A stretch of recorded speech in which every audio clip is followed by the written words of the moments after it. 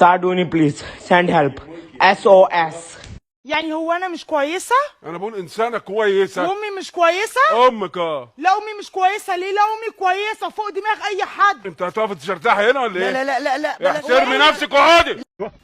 10 من 10. اوف. لا ما قد صارت ذي. بالغت. لا 10 والله من 10. والله 10 من 10. وحار وكويس.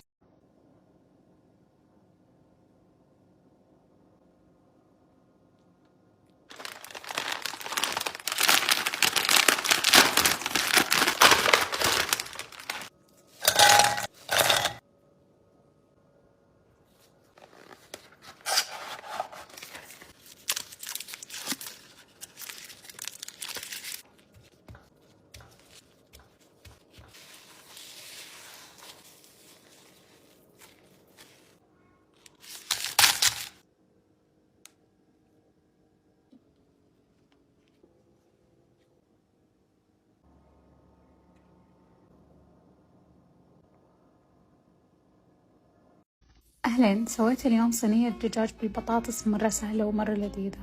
طريقتي أسخن الطاوة وأخليها مرة حارة وأنزل الدجاج لين ما يتحمر معايا وتنشف مويته تماما.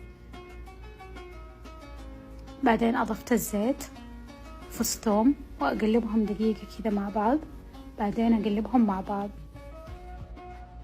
أضيف الفلفل الرومي والجزر مبشور. وبعدين البهارات، أهم حاجة الكركم والكاري والبهارات اللي انتي حابتها وملح وفلفل وبودرة بصل. بعدين أضفت كوب كريمة.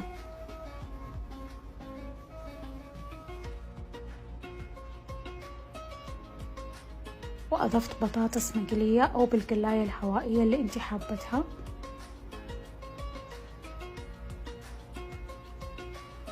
هحطها بصينية وبعدين أرش عليها جبنة موزاريلا وأدخلها الفرن من فوق لين ما تتحمر معايا. وبالعافية.